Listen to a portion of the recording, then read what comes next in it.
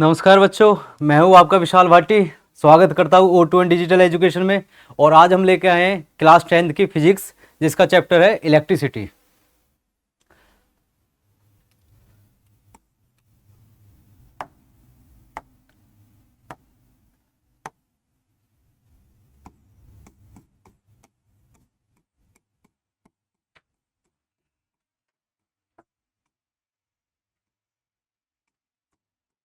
इस chapter start करने से पहले हम बेसिक चीज़ें देखेंगे कि इलेक्ट्रिसिटी कहाँ से, कि ये कॉन्सेप्ट स्टार्ट हुआ और होती क्या है इलेक्ट्रिसिटी एक्चुअल में। पहले क्या होता था कि साइंटिस्ट ने देखा कि चार्जेस होते हैं स्केलर क्वांटिटी। और इनको कंक्लूड कैसे करा गया उस टाइम पे कि उन्होंने देखा कि दो तरीके के नेचर होते हैं चार्जेस के। एक होता है पॉजिटिव नेचर, एक होता है नेगेटिव नेचर। जिसे आज के टाइम में पॉजिटिव को क्या बोलते हैं हम, प्रोटॉन, और नेगेटिव को बोलते हैं इलेक्ट्रॉन। ठीक है। अगर मैं बात करूं नेगेटिव चार्ज की, नेगेटिव चार्ज क्या है, चार्ज की वैल्यू क्यू होती है, इसको डिनोट करते हैं हम क्यू से। क्यू होता है कलेक्शन। कलेक्शन किस चीज का कलेक्शन, या तो पॉजिटिव चार्ज का, या फिर नेगेटिव चार्ज का। पहले क्या कॉन्सेप्ट था कि इलेक्ट्रॉन तब तक डिस्कवर नहीं हुए थे जब तक कि इलेक्ट्रिसिटी का कॉन्सेप्ट आ चुका था। तो उस कंडीशन में सिर्फ प्रोटॉन के बेसिस पे उन्होंने बताया कि जो चार्जेस होते हैं वो किसी एक पॉइंट से और दूसरे पॉइंट तक फ्लो होते हैं। इस फ्लो को ही क्या बोलते हैं हम, इलेक्ट्रिसिटी बोलते हैं, कि फ्लो ऑफ इलेक्ट्रॉन या flow of charges. Basically charges था उस टाइम पे। कौन सा चार्जेस, पॉजिटिव चार्ज। तो एक पोजीशन से दूसरे पोजीशन तक अगर वो फ्लो कर रहे हैं विद रिस्पेक्ट टू टाइम, तो उसी को हम क्या बोलते थे कि वही क्या है, इलेक्ट्रिसिटी है। पर उसके बाद क्या डिस्कवर हुआ, इलेक्ट्रॉन्स डिस्कवर हुआ। इलेक्ट्रॉन डिस्कवर होने से क्या हुआ कि एक्चुअल में प्रोटॉन्स मूव नहीं करते हैं, मूव क्या करते हैं, जो फ्लो करते हैं वो करते हैं इलेक्ट्रॉन्स। ठीक है। फिर आती है चीजें कि अब इलेक्ट्रिसिटी की बात हुई है तो सबसे पहला कॉन्सेप्ट आएगा हमारा करंट का, कि व्हाट इज करंट। करंट से पहले एक चीज देखेंगे कि कंडक्टर्स और इंसुलेटर्स क्या होते हैं। हमने पिछली क्लासों में भी देखा है कि कंडक्टर और इंसुलेटर्स क्या होते हैं। कंडक्टर्स की अगर बात करें तो इनके पास होते हैं हमारे जो फ्री आयंस, या बोल सकते हैं फ्री चार्जेस जो होते हैं, इनके पास अवेलेबल होते हैं कंडक्टर्स के पास। और इंसुलेटर्स के पास वो या तो बहुत कम अमाउंट में होंगे या फिर एब्सेंट होंगे बिल्कुल। तो वो कंडक्टर्स करते क्या है कि अगर हम उससे कोई भी इलेक्ट्रिसिटी या फिर वो हम किसी भी बैटरी से उसे कनेक्ट करते हैं तो उसमें से वो क्या पास करा देता है, करंट पास करा देता है, अपने अंदर से अलाउ कर देता है, किसी भी करंट को पास होने की परमिशन दे देता है। इंसुलेटर्स ये काम नहीं करते हैं, तो इसलिए इनको बोलते हैं, या तो बोल दो हम इसको पुअर कंडक्टर्स, या फिर सीधा नाम बोल देंगे इंसुलेटर्स, कि ये अपने अंदर से किसी भी चार्जेस को फ्लो करने की परमिशन नहीं देते हैं। तो ये हो गए हमारे क्या, कंडक्टर्स और इंसुलेटर्स। अब करंट का अगर कॉन्सेप्ट हम स्टार्ट करते हैं तो हमारी बेसिक चीज क्या है, हमारी बेसिक चीज है कंडक्टर्स, कि कंडक्टर्स किस तरीके से अलाउ करते हैं उनको। टॉपिक लेते हैं इलेक्ट्रिक करंट।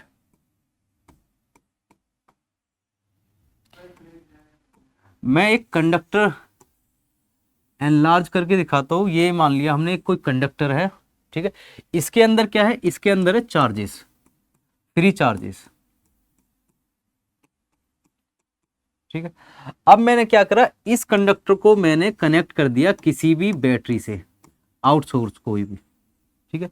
ये मान लो पॉजिटिव टर्मिनल है, ये हो गया नेगेटिव टर्मिनल, ठीक है।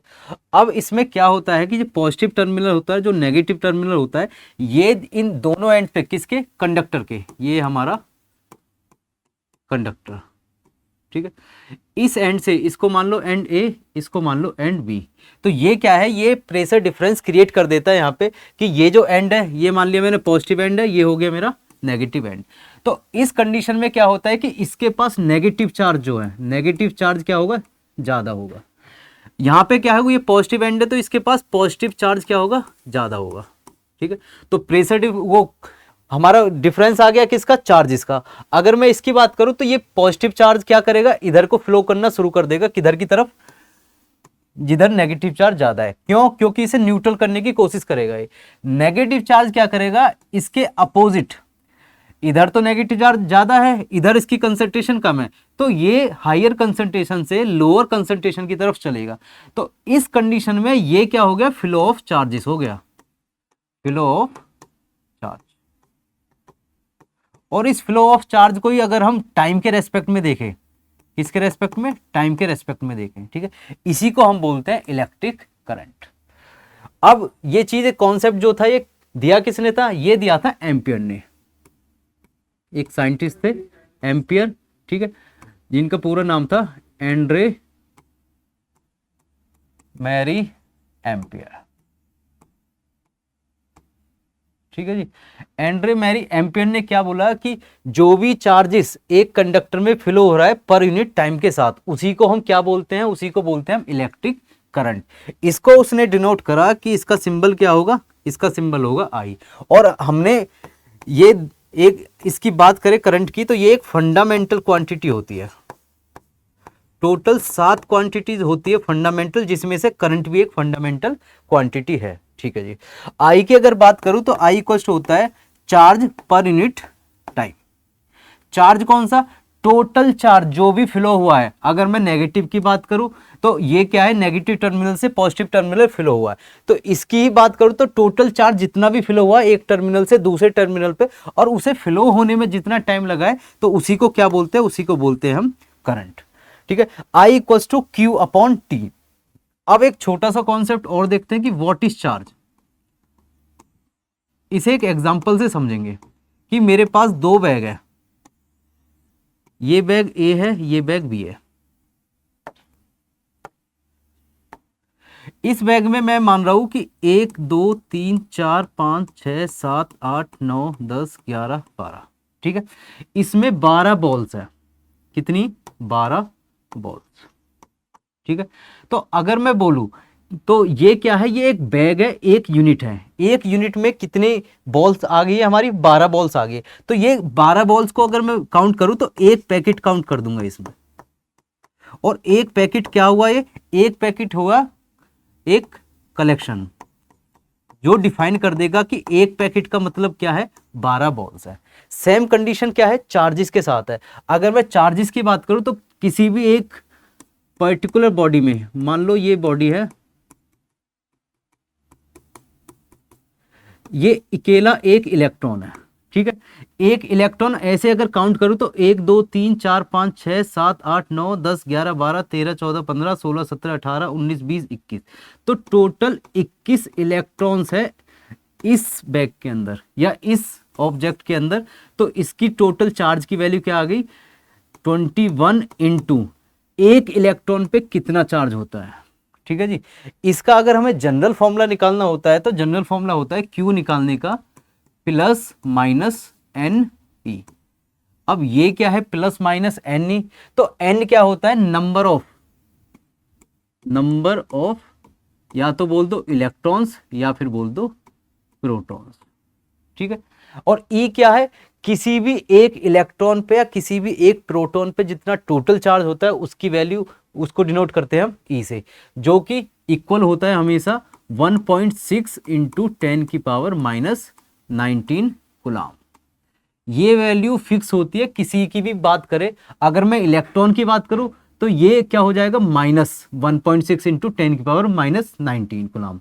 अगर मैं प्रोटॉन की बात करूं तो यही वैल्यू बन जाएगी पॉजिटिव की 1.6 इंटू 10 की पावर माइनस 19 कूलम। सिर्फ डिफरेंस किसका है, पॉजिटिव साइन और नेगेटिव साइन का डिफरेंस है। तो ऐसे ही अगर मुझे कहीं भी किसी भी बॉडी पे टोटल चार्ज निकालना है तो मैं कलेक्शन कर लूंगा किसका, इलेक्ट्रॉन्स, टोटल इलेक्ट्रॉन्स का या फिर टोटल प्रोटॉन्स का, तो उससे मेरे पास क्या आ जाएगा, टोटल चार्ज आ जाएगा। जब मेरे पास टोटल चार्ज आ गया तो उसके बेसिस पे मैं क्या निकाल लूंगा, करंट निकाल लूंगा कि total charge per unit time, कि कितने टाइम पीरियड में, कोई भी गिवन टाइम पीरियड में कितना चार्ज फ्लो हुआ है। इन दोनों का रेशियो ही मुझे क्या बताएगा, टोटल इलेक्ट्रिक करंट मुझे बता देगा। ठीक है जी, आगे चलते हैं इसमें। अब मैंने देख लिया कोई भी कंडक्टर था, ठीक है। मैं मान रहा हूं कि ये कोई पोजीशन ए है, ये कोई पोजीशन बी है। ए पोजीशन से बी पोजीशन में मैंने मान लिया कि 20 इलेक्ट्रॉन्स फ्लो किए हैं, कितने इलेक्ट्रॉन्स फ्लो किए, 20 इलेक्ट्रॉन्स फ्लो किए हैं, ठीक है। और इस कंडीशन में ए से बी तक जाने में इसको कोई टाइम लग गया, मान लो 10 सेकेंड्स, ठीक है। तो अगर मैं बात करूं कि करंट की वैल्यू कितनी होगी, तो सबसे पहले तो मुझे निकालना है टोटल चार्ज कितना हो गया। टोटल चार्ज की वैल्यू क्या है, अभी हमने फॉर्मूला देखा था plus minus N E. Plus अगर प्रोटॉन्स है तो प्लस का साइन आ जाएगा, अगर इलेक्ट्रॉन्स है तो माइनस का साइन आ जाएगा। तो Q equals to minus N E, Q equals to minus N E. Minus N की वैल्यू कितनी, 20 इलेक्ट्रॉन्स।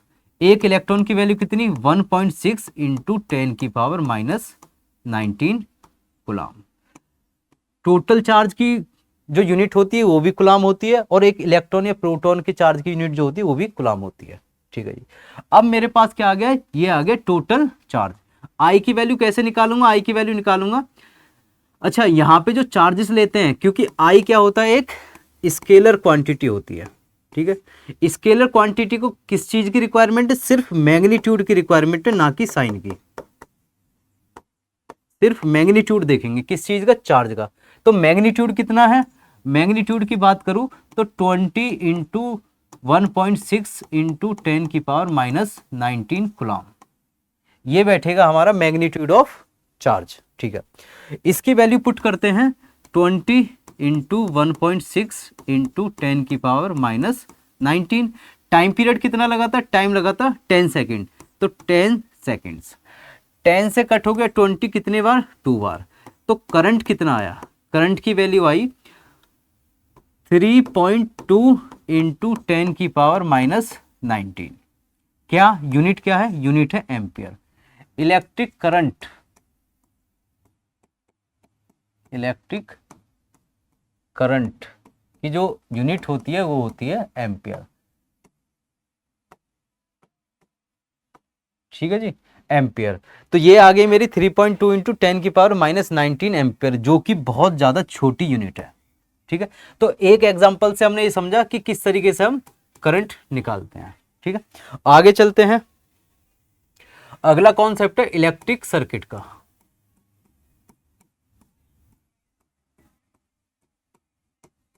इलेक्ट्रिक सर्किट,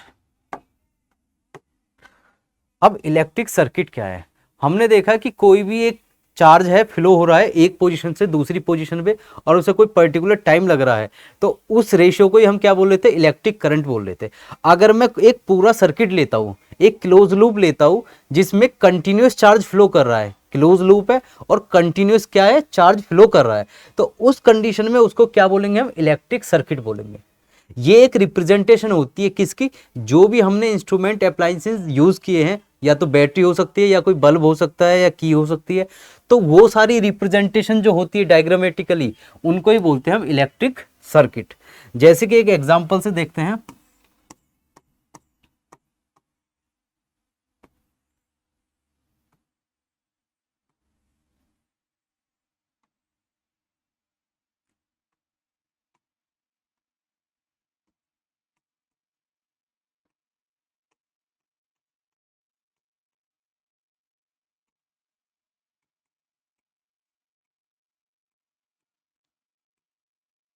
ये एक बल्ब है जो कि कनेक्टेड है किससे, एक बैटरी से, ठीक है। बैटरी का ये एंड है पॉजिटिव, ये एंड है नेगेटिव। ये एक की है जो इस टाइम पे क्या है, क्लोज्ड है, मतलब कि ये एक क्लोज लूप क्रिएट कर रही है पूरा, ठीक है। ये एक एमीटर है जो मेजर करता है किसको, करंट को, करंट मेजरिंग इंस्ट्रूमेंट, एमीटर, इसका नाम क्या है, एमीटर, ठीक है जी। तो ये क्या हुआ, एक बल्ब को रिप्रेजेंट कर रहा है ये सिंबल, ये एक बैटरी को, ये एक की को, और ये एक एमीटर को। इस कंडीशन में पॉजिटिव की तरफ से करंट फ्लो करेगा, पॉजिटिव की तरफ से करंट फ्लो करा, ये हुआ आई, यहां से पास हुआ, ये बल्ब क्या करेगा, ग्लो करेगा, और यहां से होता हुआ ये करंट पूरा एक सर्किट को कंप्लीट कर लेगा। ये एक एग्जांपल है किसका, इलेक्ट्रिक सर्किट का। इसमें एक बल्ब है, एक एमीटर है, एक बैटरी है, एक की है, जो पूरा एक क्लोज लूप क्रिएट कर रहा है और कंटिन्यूस चार्ज का फ्लो शो कर रहा है। तो इसी को हम क्या बोलते हैं, इलेक्ट्रिक सर्किट बोलते हैं। अब इसमें बहुत सारे सिंबल्स होते हैं कि अलग अलग इंस्ट्रूमेंट को किस तरीके से रिप्रेजेंट करना होता है। जैसे कि अगर मैं बात करूं, सबसे पहला आता है सेल। तो सेल को किस तरीके से रिप्रेजेंट करते हैं, एक बड़ी लाइन एक छोटी लाइन, इस तरीके से। बड़ी वाली को पॉजिटिव, छोटी वाली को नेगेटिव बोल देते हैं। तो ये किसकी रिप्रेजेंटेशन है, ये सेल की रिप्रेजेंटेशन है, ठीक है, डायग्रामेटिकली रिप्रेजेंटेशन ऑफ सेल।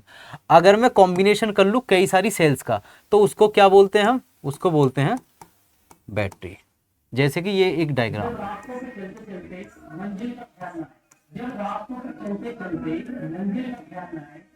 ये पॉजिटिव ये नेगेटिव, ठीक है। तो इसमें क्या है कि एक सेल, दो सेल, तीन cell, collection of cells create कर दिए और इससे क्या बना दिया, इसको क्या बोल दिया हमने, बैटरी बोल दिया है। आगे देखते हैं बल्ब के लिए। तो बल्ब के लिए एक सिंबल है ये हो गया बल्ब, ठीक है। इसके बाद एक आता है resistance,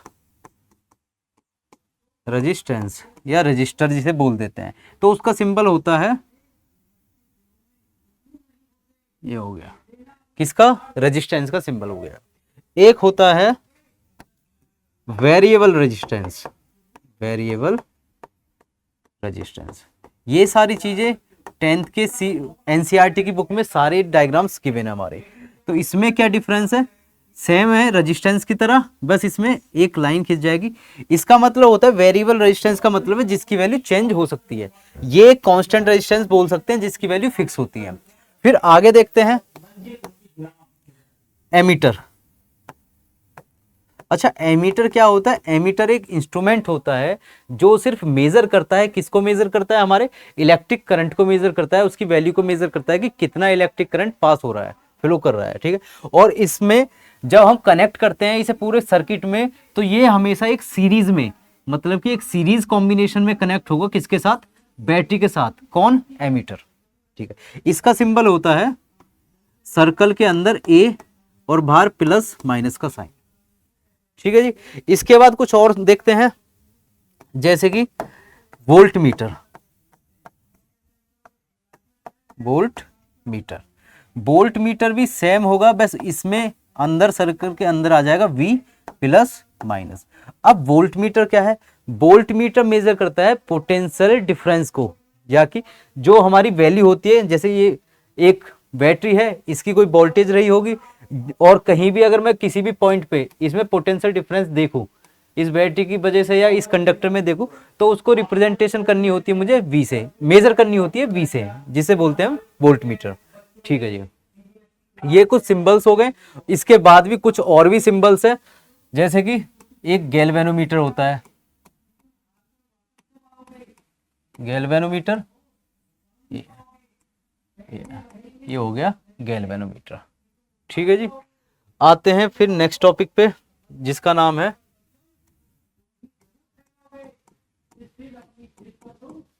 potential difference. Potential difference से पहले हमें एक चीज देखनी है कि इलेक्ट्रिक पोटेंशियल क्या होता है, इलेक्ट्रिक पोटेंशियल। इसके लिए मुझे एग्जाम्पल देने हैं एक दो, जिस बेसिस पे हम सीखेंगे कि इलेक्ट्रिक पोटेंशियल होते क्या है।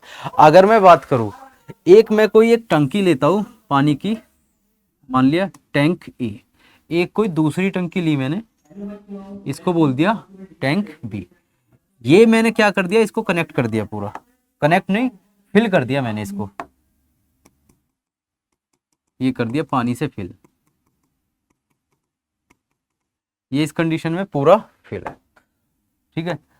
ये क्या है, ये है एम्प्टी, ठीक है, ये फुल है इस टाइम पे। तो मैं क्या कर रहा हूं, इस ए टैंक को बी टैंक से कनेक्ट कर रहा हूं थ्रू ए पाइप। ये कोई पाइप है, ठीक है, इसमें मैंने लगा दिया एक टैप, ठीक है, जो इसको कंट्रोल करेगा। अगर मैं इसको ओपन करता हूं तो उस कंडीशन में फ्लो ऑफ वाटर किधर की तरफ होगा, यहीं पे रहेगा या ए से बी की तरफ जाएगा या कहीं नहीं जाएगा, ठीक है। अगर मैं बात करता हूं इसके ओपन की, तो ओपन की कंडीशन में जो ए है, ए में क्या है, वाटर की कंसंट्रेशन क्या है, हाई है, वाटर की कंसंट्रेशन हाई है। बी में क्या है, कंसंट्रेशन लो है। क्यों? क्योंकि ये एम्प्टी है। तो एक नेचुरल प्रोसेस जो होता है ऑस्मोसिस जिसे बोलते हैं, जो बनता है किसकी वजह से? प्रेशर की वजह से। किसकी वजह से? प्रेशर डिफरेंस की वजह से बनता है। ठीक है, अगर मैं यहाँ देखूँ तो यहाँ पे एक वाटर पूरा लिक्विड फिल है, तो इसने क्या कर दिया? एक प्रेशर जनरेट कर दिया। यहाँ पे क्या है? यहाँ पे कुछ नहीं है, एम्प्टी है, एयर मान लो, तो यहाँ पे प्रेशर की वैल्यू होगी बहुत ज़्यादा कम होगी। तो प्रेशर जो डिफरेंस क्रिएट हुए हैं, तो अगर मैं इस टैप को ओपन करता हूँ तो उस कंडीशन में ये जो वाटर है ये फ्लो करेगा नेचुरली इधर की तरफ, फ्रॉम ए टू बी। तो ये किसकी वजह से हुआ? ये हुआ प्रेशर डिफरेंसेस की वजह से। इसकी वजह से? प्रेशर डिफरेंसेस की वजह से। ठीक है, इस प्रेशर डिफरेंस ने क्या कर दिया कि जो हाई कंसंट्रेशन में था उसको लो कंसंट्रेशन की तरफ फ्लो करवा दिया। ठीक है, जैसे ही उसे पाथ मिला तो वो हाई कंसंट्रेशन से लो कंसंट्रेशन की तरफ चल पड़ा। इससे क्या हुआ है कि प्रेशर डिफरेंस ने एक्चुअल में हमें एक एग्जांपल दे दिया है कि किस तरीके से कोई भी चार्जेस फ्लो करते हैं किसी एक टर्मिनल से दूसरे टर्मिनल की तरफ। ठीक है, अगर मैं बात करता हूं इलेक्ट्रिक पोटेंशियल की, तो मैं मान के चल रहा हूं कि यहाँ पे चार्जेस जो हैं, मान लो ये वाटर था पहले, अब मान लो ये चार्जेस हैं। किस चार्ज? इलेक्ट्रॉन। मान लो कि यहाँ पे टोटल इलेक्ट्रॉन्स क्या है? पूरे फिल है और बहुत सारे इलेक्ट्रॉन्स है। यहाँ पे इलेक्ट्रॉन की गिनती क्या है? ना के बराबर है या जीरो मान लो। ठीक है, तो इस कंडीशन में इलेक्ट्रॉन की कंसंट्रेशन क्या हुई? हाई हुई। इस कंडीशन में कंसंट्रेशन हुई लो इलेक्ट्रॉन्स की। तो जैसे ही मैंने इन दोनों को कनेक्ट करा तो हाई कंसंट्रेशन से वो ऑटोमेटिकली कहाँ पे चले गए? लो कंसंट्रेशन की तरफ चले गए। क्यों? क्योंकि वहां पे क्या जनरेट हो गया? पोटेंशियल डिफरेंस जनरेट हो गया। इस हाई कंसंट्रेशन ने एक अपना पोटेंशियल क्रिएट कर दिया, ठीक है, जो कि बहुत हाई था। एक यहां लो कंसंट्रेशन है तो इसकी वजह से भी पोटेंशियल बना है, पर वो कैसा है? वो भी लो है। तो हाई पोटेंशियल से लो पोटेंशियल की तरफ वो चल पड़े हैं। तो अब क्या क्रिएट हुआ है? एक पोटेंशियल डिफरेंस क्रिएट हो गया है। क्या क्रिएट हो गया? पोटेंशियल डिफरेंस क्रिएट हो गया। और इस पोटेंशियल डिफरेंस की वजह से ये ए से और बी की तरफ सारे इलेक्ट्रॉन्स फ्लो करना शुरू कर देंगे। यही कॉन्सेप्ट है कि किसी भी कंडक्टर में किसी एक एंड से दूसरे एंड की तरफ चार्जेस फ्लो करते हैं और करंट जनरेट हो जाता है। तो ये क्या था? ये था पोटेंशियल डिफरेंस। इलेक्ट्रिक पोटेंशियल देखा कि इलेक्ट्रिक पोटेंशियल क्या है कि एक जगह किसी भी चार्जेस की वजह से जो टोटल एक प्रेशर जनरेट हुआ है या एक तरीके से पोटेंशियल क्रिएट हुआ कंसंट्रेशन की वजह से, तो उसी को बोले इलेक्ट्रिक पोटेंशियल। और हाई कंसंट्रेशन और लो कंसंट्रेशन की वजह से जो एक मूवमेंट फ्लो बना है उसी को बोल रहे हैं पोटेंशियल डिफरेंसेस। अब इसे किस तरीके से सिंबलाइज करते हैं या किस तरीके से हम रिप्रेजेंट करते हैं, तो हम एक और एग्जांपल से भी इसको देखेंगे कंडक्टर के बेसिस पे।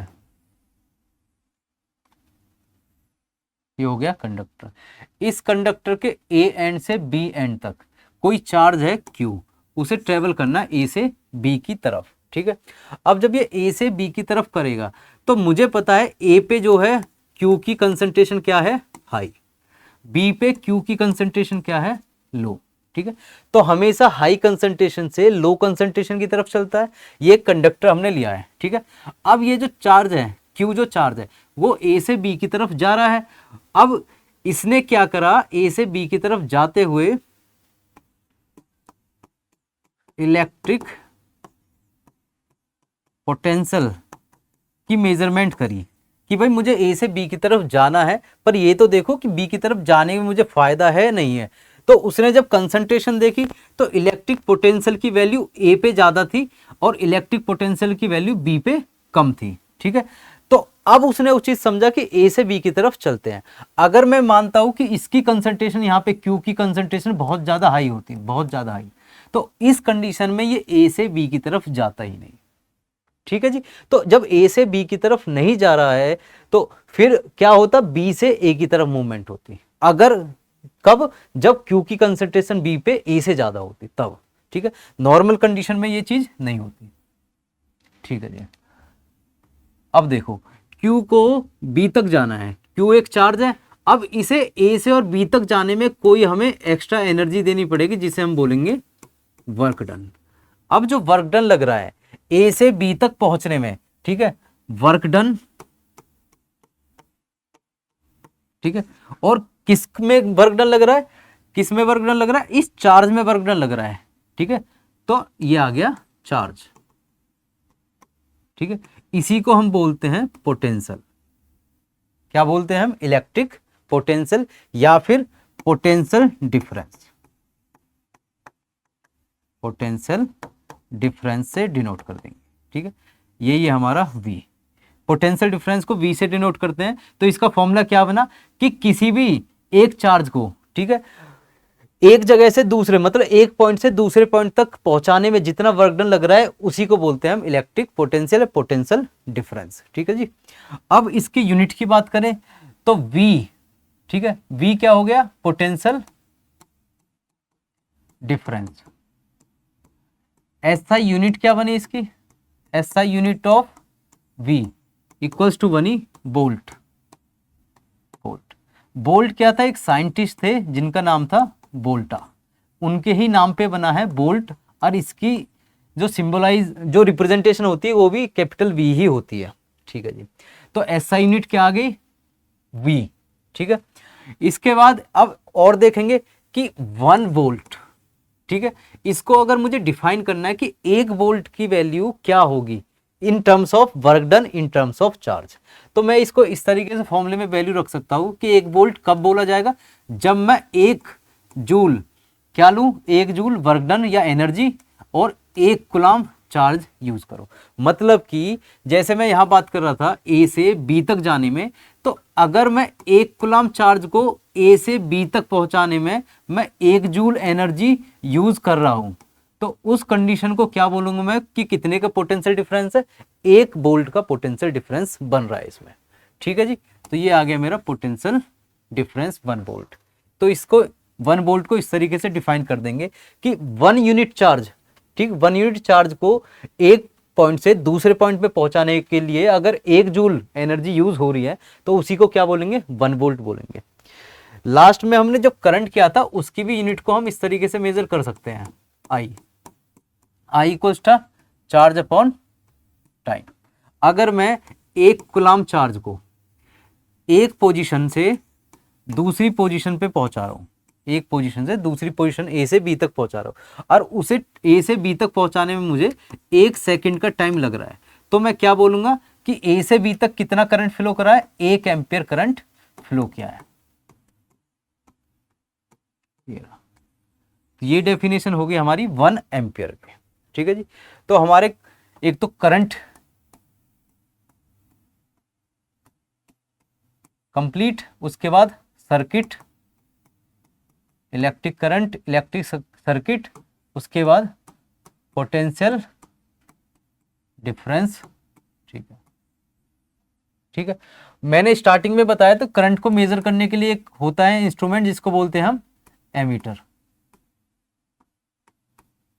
ठीक है, ऐसे ही पोटेंशियल डिफरेंस को मेजर करने के लिए एक इंस्ट्रूमेंट होता है जिसे बोलते हैं वोल्ट मीटर, जिसका अभी हमने सिंबल देखा था।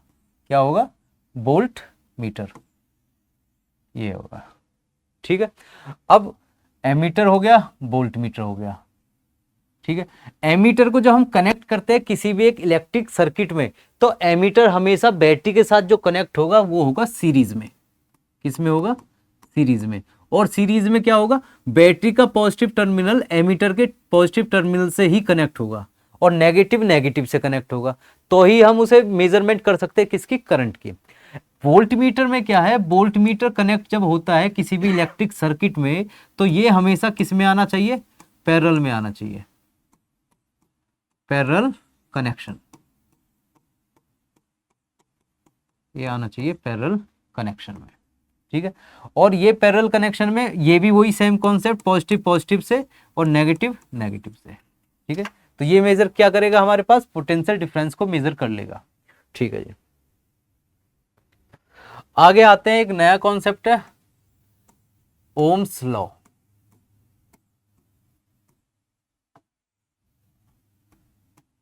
अब इसको थोड़ा अलग तरीके से समझते हैं कि ओम्स लॉ है क्या, उसका पर्पस क्या था बनाने का, उसने किस तरीके से कंक्लूड करा, इसकी वैल्यूज को कैसे निकाला, क्या करा, देखते हैं। ठीक है, एक साइंटिस्ट थे जिनका नाम था साइमन ओम। ठीक है जी। साइमन ओम क्या थे? साइमन ओम ने चल रही थी उनकी रिसर्च वगैरह किसी भी चीज पे, तो उन्होंने क्या देखा, एक दिन एक कोई सर्किट कंप्लीट सर्किट बना रखा था, उसमें उनकी जो वैल्यूज को डिफरेंस मतलब उसको चेंज करके देख रहे थे वो, कि वोल्टेज की वैल्यू चेंज करूँ, करंट की वैल्यू चेंज करूँ तो क्या क्या डिफरेंस आते हैं, किस चीज में क्या होगा। ठीक है, तो जब साइमन ओम ने क्या करा, एक सर्किट में, एक सर्किट ले लेते कोई भी,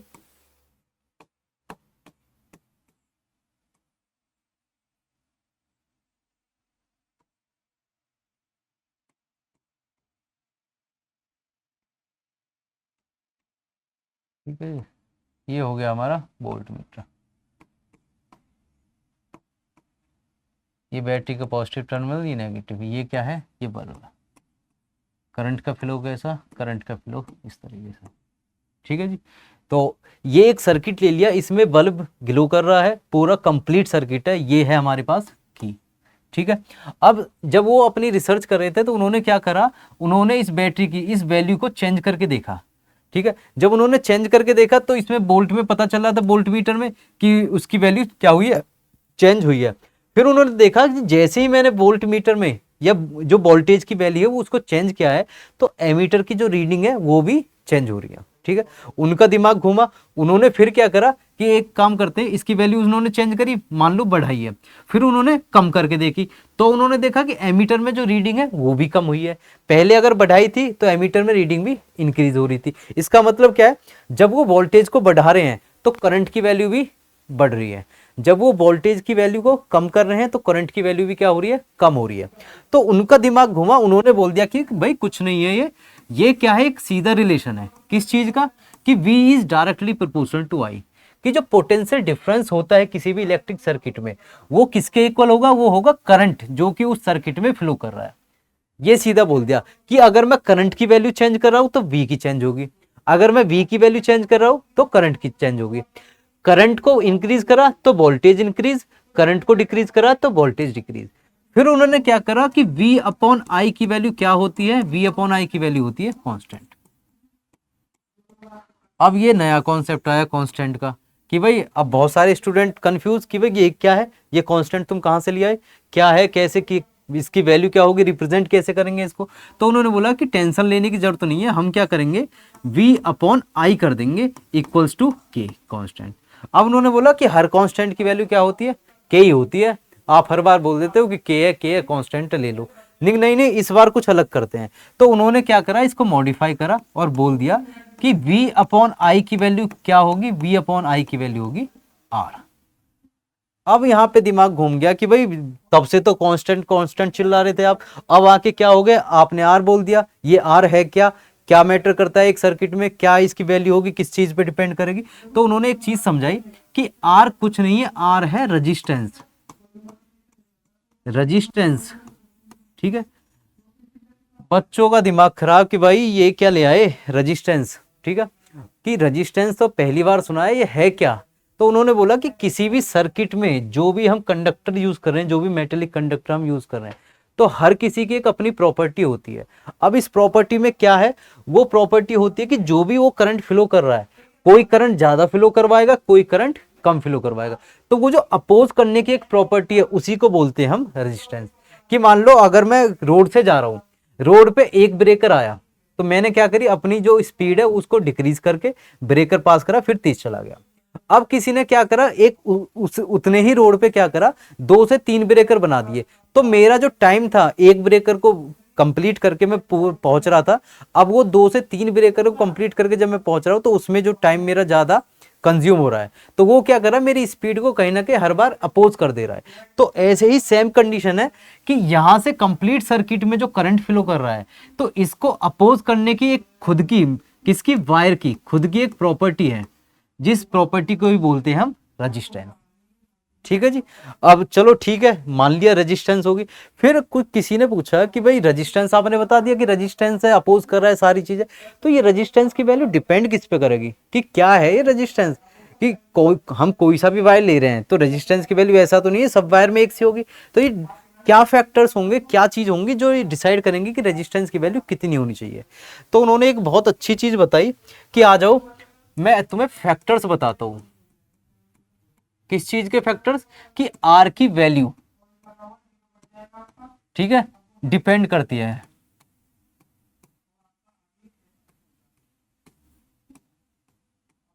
ये रही, ठीक है जी। फैक्टर्स बता दिए किस चीज के, कि जो आर की वैल्यू है वो डिपेंड्स करती है उन पे, ठीक है। अब क्या फैक्टर्स थे, तो पहला उन्होंने बोल दिया कि भाई सुनो, कि कोई भी आर की वैल्यू है वो डायरेक्टली प्रोपोर्शनल किस पे होगी, लेंथ पे होगी। मतलब कि अगर मैं एक छोटा सा टुकड़ा ले रहा हूँ किसी भी वायर का, और एक मैं बहुत बड़ा टुकड़ा ले रहा हूँ किसी भी वायर का, तो जो छोटा टुकड़ा है उसमें जो रेजिस्टेंस होगा उसकी वैल्यू होगी कम, और जो बहुत बड़ा वायर है, ज्यादा लेंथ मैंने वायर की ले ली, तो वो तो खुद ही अपोज कर करके उसको करंट को, उसकी वैल्यू को डिक्रीज कर देगा, ठीक है। ठीक है, मान लिया R is directly proportional to length, ठीक है जी, ये आ गया तुम्हारा, ठीक है। मान लिया लेंथ हो गया कि जितना बड़ा वायर लूंगा उसमें करंट कहीं ना कहीं वैसे ही अपोज होके रेजिस्टेंस की वैल्यू ज्यादा हो जाएगी, तो उसकी करंट की वैल्यू डिक्रीज हो जाएगी, ठीक है, मान लिया। और जब करंट की वैल्यू डिक्रीज हो रही है तो वोल्टेज की वैल्यू भी डिक्रीज होगी, ठीक है जी। सेकंड उसने बोला कि देखो आर की वैल्यू जो है वो किस पे डिपेंड करती है, एरिया पे भी डिपेंड करती है। वो कैसे, कि एरिया पे करती है वो इनवर्सली प्रोपोर्शनल, ये रहा एरिया। अब देखो इसमें क्या होता है, मान लो एक कोई वायर है इतना पतला, ठीक है, एक कोई इतनी ही लेंथ का वायर है, उसकी थिकनेस इससे ज्यादा है, तो इसमें जब चार्जेस फ्लो करेंगे, एक तो मान लो एक पतला पाइप है एक मोटा पाइप है, ठीक है, तो अगर पतले पाइप की बात करो तो उसमें जो कुछ भी चीज फ्लो करी, जैसे मान लो वाटर फ्लो कर रहा है, तो उसकी जो क्वांटिटी होगी वो क्या होगी, कम होगी। अगर मैं मोटे किसी भी थिक पाइप की बात करता हूं तो उस कंडीशन में जो वाटर फ्लो अगर मैं देखूं तो इसमें क्या होगा, ज्यादा होगा कंपेयर टू दिस, ठीक है। सेम कंडीशन है अगर इसमें चार्जेस फ्लो कर रहे हैं, ठीक है, और इसमें चार्जेस फ्लो कर रहे हैं, तो क्वांटिटी ऑफ चार्जेस किस में ज्यादा फ्लो करेंगे, किस में ज्यादा फ्लो करेंगे, जो थिक होगा, थिन वाले में कम फ्लो करेंगे। इसमें चार्जेस मान लो इस तरीके से फ्लो कर रहे हैं, ठीक है। अब अगर ज्यादा चार्जेस फ्लो कर रहे हैं तो इसका मतलब करंट भी क्या होगा, ज्यादा होगा, करंट की वैल्यू भी क्या होगा, अगर चार्जेस ज्यादा है तो करंट भी ज्यादा हुआ, अगर करंट ज्यादा हुआ तो अभी ओम्स लॉ ने क्या बताया था कि आई अगर ज्यादा है तो वोल्टेज भी हमारी ज्यादा होगी। तो ऐसे उसने बताया कि एरिया पे क्या डिसाइड करेगा, कि अगर किसी वैल्यू एरिया ज्यादा है किसी भी सरफेस का, किसी भी कंडक्टर का, तो उसमें रेजिस्टेंस की वैल्यू क्या हो जाएगी, कम हो जाएगी। अगर एरिया कम है तो रेजिस्टेंस हो जाएगा ज्यादा, ठीक है, मान लेते हैं। फिर आती है थर्ड कंडीशन, जब ये सारी चीजें हो गई तो उसने बोल दिया कि आर की वैल्यू डिपेंड करती है किस पे, आर डिपेंड्स अपॉन नेचर। अब नेचर किस चीज का है, नेचर है जो सब्सटेंस का हमने वायर लिया है उस पे, नेचर, ठीक है, ऑफ सब्सटेंस। अब इसे समझते हैं इस तरीके से कि जैसे हमने ले लिया कोई एक कॉपर का वायर ले लिया, ठीक है, उसकी एक अपनी एक प्रॉपर्टी अलग है, एक कोई आयरन ले लिया उसकी अपनी प्रॉपर्टी है, एक कोई एल्यूमिनियम ले लिया, एक कोई सिल्वर वायर ले लिया, तो हर किसी की क्या है, अपनी एक प्रॉपर्टी है। और इस प्रॉपर्टी के बेसिस पे कोई ज्यादा अच्छा कंडक्टर होता है, कोई थोड़ा कम कंडक्टर होता है, मतलब कंपैरिजन अगर करे तो कोई थोड़ा ज्यादा कंडक्ट कर देता है, कोई थोड़ी कम वैल्यू कंडक्ट कर देता है, ठीक है। तो आर की वैल्यू किस पे डिसाइड करेगी, कि हमने सब्सटेंस कौन सा लिया है, कॉपर लिया है, एल्यूमिनियम लिया है, मैग्नीशियम लिया है या आयरन लिया है, जो भी लिया है उसके ऊपर डिपेंड करेगी आर की वैल्यू, ठीक है। किस तरीके से, अब इसको फाइनलाइज करते हैं कि आर उसने बोल दिया किस पे, लेंथ पे, आर उसने बोल दिया किस पे, एरिया इनवर्सली पे, ठीक है। तो इस साइन को तो हटाओ डायरेक्टली प्रोपोर्शन के, हाँ ये भी बात सही है, जब डायरेक्टली प्रोपोर्शन के साइन को हटाते हैं तो एक कांस्टेंट जुड़ता है, ये जोड़ दिया हमने एक कांस्टेंट, ठीक है जी। अब फिर दिमाग खराब कि भाई तुम हर बार क्या कर रहे हो, कांस्टेंट लेते हो और के बोल देते हो, इसकी वैल्यू बदलो, या तो हमें तो समझ नहीं आ रहा, बार बार हर बार तुम ये भी कांस्टेंट था पहले के कांस्टेंट बोल दिया। तो उन्होंने क्या बोला कि चलो ठीक है इसकी वैल्यू बदलते हैं, कुछ अलग लाते हैं। अलग क्या लाए, वो अलग लिया है इसको, ये रहा रो, क्या है, ये है रो, RHO, पी को थोड़ा सा टेढ़ा कर दिया, इलोंगेटेड करके टेढ़ा कर दिया, तो इन्होंने बोल दिया कि ये है रो। अब दिमाग खराब हो गया भाई साहब, बहुत देर हो गई तुम्हें, ये कर क्या रहे हो, कभी आर ला रहे हो, कभी रेजिस्टेंस, कभी कांस्टेंट, कभी रो, अलग अलग सिंबल्स हमें दिखा रहे हो, इनका मकसद क्या है, ये है क्या। तो उन्होंने बोला कि ये है तुम्हारी स्पेसिफिक रेजिस्टेंस, स्पेसिफिक रेजिस्टेंस, या फिर इसको बोल दो तुम रजिस्टिविटी, रजिस्टिविटी ये है, ठीक है। रो क्या होगा, स्पेसिफिक रेजिस्टेंस होगा या फिर रजिस्टिविटी होगा, ठीक है। मान लिया रजिस्टिविटी, पर समझा दो जी इसका मतलब क्या है कि मैंने जब नेचर बताया, क्या बताया, नेचर बताया, ओम्स ने बोला कि जब मैंने नेचर बताया तो मैंने बहुत सारे एग्जांपल्स लिए कि कॉपर का वायर, एल्यूमिनियम का वायर, सिल्वर का, आयरन का, फलाना ढिमकाना 100 चीजें।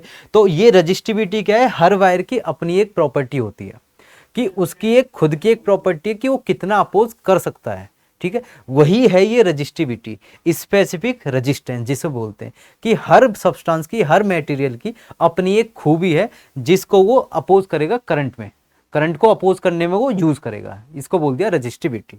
तो R इक्वल्स टू क्या हुआ, रो एल अपॉन ए वैल्यू फाइनलाइज होगी कि R की वैल्यू किस पे डिपेंड करेगी, लेंथ पे डिपेंड करेगी, एरिया पे डिपेंड करेगी और उसके नेचर पे डिपेंड करेगी। तो ये चीजें सारी हो गई। फिर उन्होंने क्या बोला कि चलो ठीक है, ये सारी चीजें तो हमने सीख ली, ओम्स लॉ सीख लिया, फैक्टर्स देख लिए, सारी चीज हो गई, हमें ये बताओ यूनिट्स यूनिट्स का भी कोई हिसाब होगा इनका कि क्या यूनिट्स होती है, निखा चलो ठीक है, यूनिट्स भी दिखाते हैं। तो V upon I equals to हमने देखा था R, इसको जब सिंप्लीफाई करो तो V इक्वल्स टू बना आई आर। V की यूनिट होती है हमारे पास वोल्ट, I की यूनिट होती है हमारे पास एम्पियर, जो हमने पहले पढ़ लिया। R के लिए अब कोई यूनिट नहीं बची, तो ओम्स ने बोला कि चलो रुको, ठीक है, ये मैंने डिस्कवर कराया तो मैं क्या करता हूं, इसे अपना ही नाम दे देता हूं, ये हो गया R, ठीक है। R की यूनिट क्या हो गई, ओम, ये आ गई इसकी SI यूनिट, किसकी, ओम की, ओम रेजिस्टेंस की, ठीक है। इसका सिंबल भी उसने दिया कि एक काम करो, इसको कुछ इस तरीके से बना लो, देखने में अच्छा लगेगा, ठीक है। मान लिया किया है, रेजिस्टेंस की यूनिट है ओम और उसका सिंबल हो गया ये आर की टाइप, ठीक है। अब आता है स्पेसिफिक रेजिस्टेंस या रजिस्टिविटी का ऐसा यूनिट क्या बैठेगा। तो इस फॉर्मूले से देखते हैं, इसका मैंने मान लिया क्या है, ये आ गया 1 ओम, ठीक है। रजिस्टिविटी का मुझे निकालना है, लेंथ होती है, लेंथ का मान लिया मैंने 1 मीटर, एरिया होता है मीटर स्क्वायर, इसको भी मान लो 1 मीटर स्क्वायर।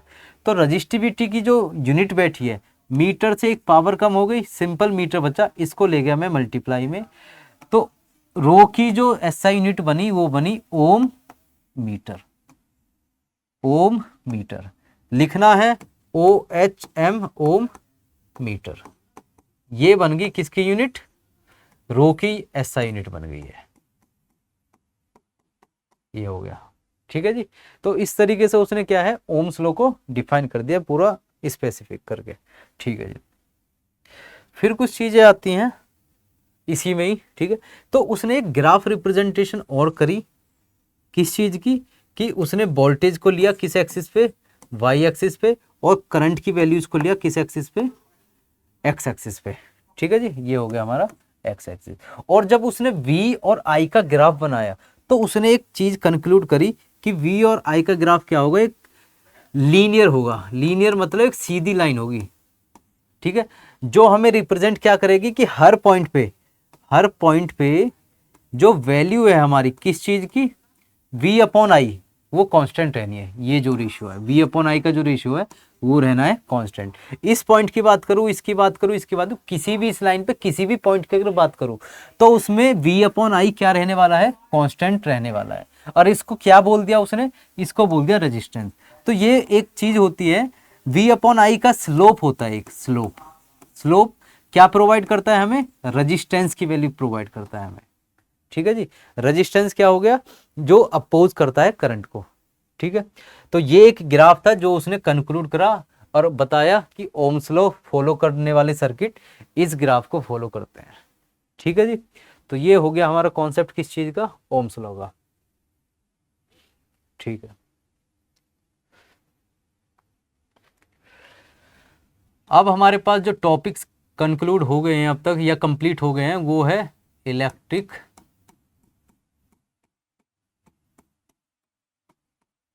सर्किट,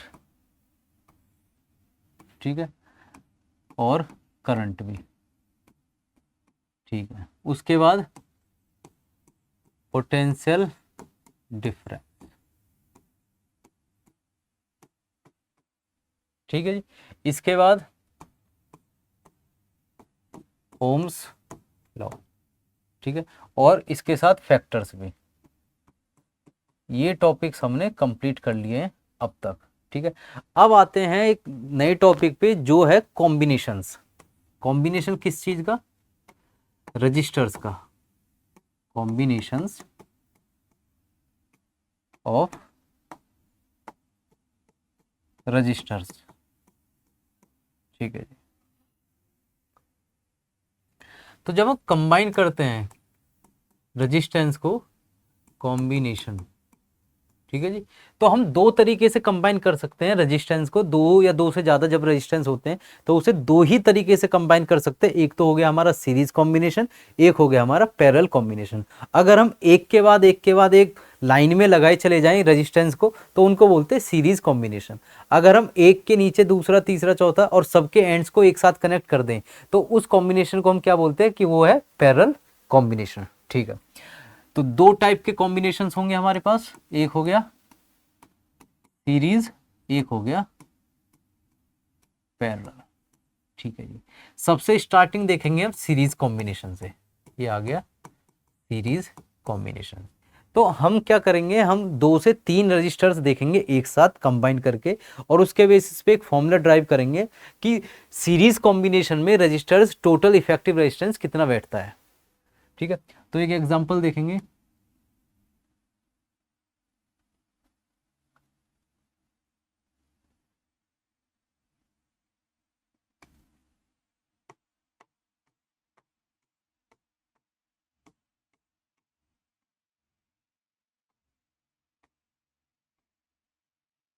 ठीक है जी, ये हो गया एमीटर, ये हमारी की, ये पॉजिटिव टर्मिनल, ये नेगेटिव। इसको मान लेते हैं R1, इसको मान लेते हैं R2, इसको मान लेते हैं R3। तो बेसिक जो चीज़ हमें पता होनी चाहिए सबसे पहले कि किसी भी अगर रेजिस्टेंस को हम क्या कर रहे हैं, सीरीज में कंबाइन कर रहे हैं, तो सीरीज में कंबाइन करने के बाद इस सर्किट में अगर मैं बात करूं करंट की, तो मान लो करंट है I, तो करंट की अगर बात करूं R1, R2, R3, तो जितनी वैल्यू R1 में पहुंची है करंट की उतनी वैल्यू R2 में पहुंचेगी और उतनी वैल्यू R3 में पहुंचेगी। तो इसके पास भी करंट कितना है I, ये भी I, ये भी I। तो टोटल तीनों रजिस्टर्स के पास करंट कितना हुआ हमारे, I और I, ठीक है। वोल्टेज की बात करूं, ये मान लो मैंने वोल्टेज प्रोवाइड करी V, तो इसके पास जो वोल्टेज होगी वो मानेंगे हम V1, ये V2, ये हो गई V3। तो एक लाइन लिखते हैं हम कि सीरीज कॉम्बिनेशन में करंट जो होता है हर रेजिस्टेंस में क्या होगा, सेम होगा, ठीक है। और जो पोटेंशियल डिफरेंस होगा, पोटेंशियल डिफरेंस बोल लो या फिर उसको बोल दो वोल्टेज, तो वो कैसी होगी, वो डिफरेंट होगी, ठीक है जी।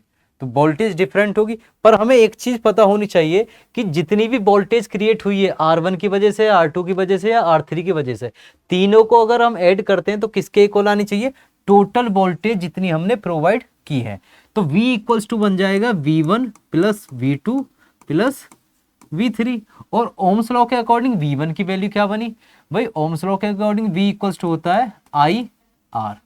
तो V1 equals to IR1, V2 equals to IR2 और V3 इक्वल्स टू IR3।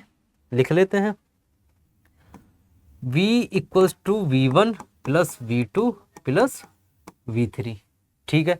और V इक्वल्स टू V1 की वैल्यू क्या बैठी, IR1, V2 की IR2, ठीक है, प्लस IR3। ये वैल्यूज हमारी यहां से हमने सीधी फॉर्मूले में पुट कर दिया। अगर मैं इसमें कॉमन देखूं तो V इक्वल्स टू बैठ गया, I कॉमन है, ब्रैकेट में आ गया R1 plus R2 plus R3, ठीक है जी। तो R1 R2 R3 आ गए एक तरफ, I को ले आओ V के नीचे, तो V upon I equals to आ गया R1 plus R2 plus R3। और मुझे पता है कि टोटल करंट और टोटल वोल्टेज की अगर बात करूं तो किसके इक्वल होगा, V upon I equals to आ जाएगा R नेट के इक्वल, मतलब कि इसमें टोटल रेजिस्टेंस जो यूज हो रहा है उसके इक्वल आ जाएगा। तो V अपॉन आई की जगह मैं क्या लिख दूंगा, R। तो आर नेट की वैल्यू आ गई R1 plus R2 plus R3।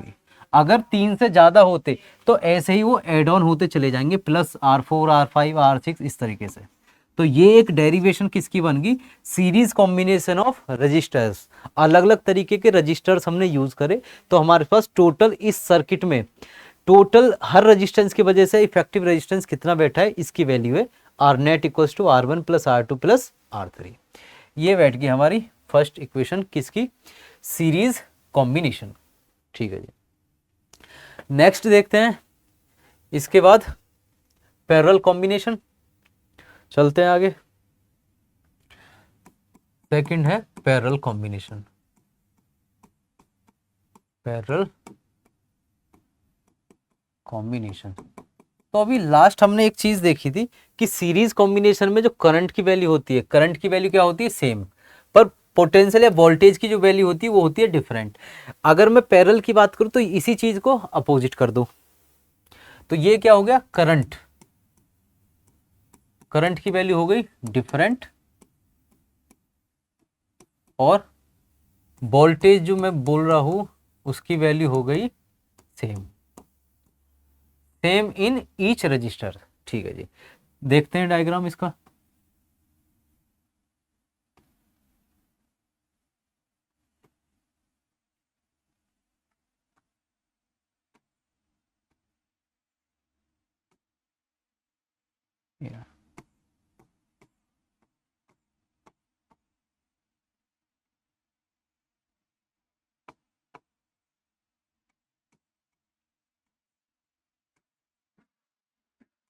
Positive negative positive negative, ये है हमारी वोल्टेज भी, ये आ गई की, ये है R1, ये है R2, ये है R3। ठीक है जी, तो अगर मैं करंट की बात करूं तो टोटल करंट जो क्रिएट हुआ है वो हुआ है I। बट अगर यहाँ बात करूं R1 R2 R3 में, तो ये तीन अलग अलग वायर्स डिस्ट्रीब्यूट हुए हैं, तो इनके साथ क्या हो जाएगा, करंट भी डिस्ट्रीब्यूट हो जाएगा। और करंट किस तरीके से डिस्ट्रीब्यूट होगा, ये I है, यहाँ पे पहुंचेगा मान लो I1, यहाँ पहुंच गया I2, यहाँ पहुंच गया I3। पर मुझे पता है कि करंट की वैल्यू तो डिफरेंट थी हर रजिस्टर में, पर वोल्टेज क्या है, सेम है। तो अगर मैं R1 की बात करूं यहाँ भी वोल्टेज कितना V, R2 की बात करूं यहाँ भी V, R3 की बात करूं यहाँ भी V, तीनों जगह जो वोल्टेज की वैल्यू है वो सेम है, करंट की वैल्यू डिफरेंट है। अब इसको ड्राइव कैसे करना है, मुझे टोटल करंट की वैल्यू पता है, I इक्वल टू क्या होता है, I1 plus I2 plus I3, कि जितना इन तीनों रजिस्टर्स में टोटल करंट गया है अलग अलग, वो किसके इक्वल है, वो है नेट करंट के इक्वल, और जो है I। ठीक है, I की अगर बात करूं ओम्स लॉ के अकॉर्डिंग, तो I इक्वल्स टू क्या होता है, V इक्वल्स टू होता है IR, और I इक्वल्स टू होता है V अपॉन R। ठीक है, तो I1 की वैल्यू कैसे निकली, I1 इक्वल्स टू निकला, I1 equals to V upon R1, I2 equals to निकला V upon R2, I3 equals to निकला V अपॉन R3। ठीक है, इस इक्वेशन में इसको पुट करना है, तो I इक्वल्स टू आ गया V upon R1, V upon R2, V upon R3। V common है सब में, तो V कॉमन लाए तो I equals to V common आ गया, बचा क्या, 1 upon R1, 1 upon R2, 1 upon R3। ठीक है जी, V कॉमन है और V कॉमन को मैं ले आऊंगा डिवाइड में, तो I upon V equals to बैठ गया 1 अपॉन R1, 1 अपॉन R2 और 1 अपॉन R3। ठीक है, अब मुझे पता है I अपॉन V क्या बैठा, I अपॉन V की वैल्यू बैठी यहां से, I upon V equals to बैठ गया 1 अपॉन R। ठीक है, total current total voltage equals to total resistance आना चाहिए, तो मैं I अपॉन V को डिनोट कर दूंगा 1 upon RN equals to 1 upon R1 plus 1 upon R2 plus 1 upon R3। ये 3 वैल्यूज हमारे पास आ गई हैं। तो मुझे पता है कि अगर मैं पैरेलल कॉम्बिनेशन करता हूँ रजिस्टर्स का, तो उस कंडीशन में सबका रेसिप्रोकल करके ऐड ऑन कर दूंगा, तो मेरे पास नेट इफेक्टिव रेजिस्टेंस का रेसिप्रोकल आ जाएगा। ठीक है, तो ये तरीका है किसका, पैरेलल कॉम्बिनेशन निकालने का। अगर रजिस्टर्स की वैल्यू इससे ज्यादा होती 4 5 6 7, तो उसमें प्लस 1/R4 1/R5 1/R6 इस तरीके से ऐड होते चले जाएंगे। ठीक है, तो ये था कौन सा, पैरेलल कॉम्बिनेशन, किसका, रजिस्टर्स का, किसका, रजिस्टर्स का। ठीक है जी। अब इसमें देखते हैं कि रजिस्टर्स पैरेलल कॉम्बिनेशन और सीरीज कॉम्बिनेशन में नेट रेजिस्टेंस की वैल्यू कम होती है या ज्यादा होती है, इसका क्या इंपैक्ट पड़ता है सीधा। तो अगर मैं सीरीज की बात करूं, ठीक है, और अगर मैं पैरेलल की बात करूं, ठीक है, तो रजिस्टर्स की जो आर नेट है, नेट रेजिस्टेंस इसका, नेट रेजिस्टेंस इसका, तो इसकी वैल्यू हमेशा इंक्रीज हुई है। जो नॉर्मल और रजिस्टर्स है R1 R2 R3 जो भी हैं, उनके बेसिस पे देखूँ तो आर नेट की वैल्यू उनसे ज़्यादा होती है। किस कॉम्बिनेशन में, सीरीज कॉम्बिनेशन में।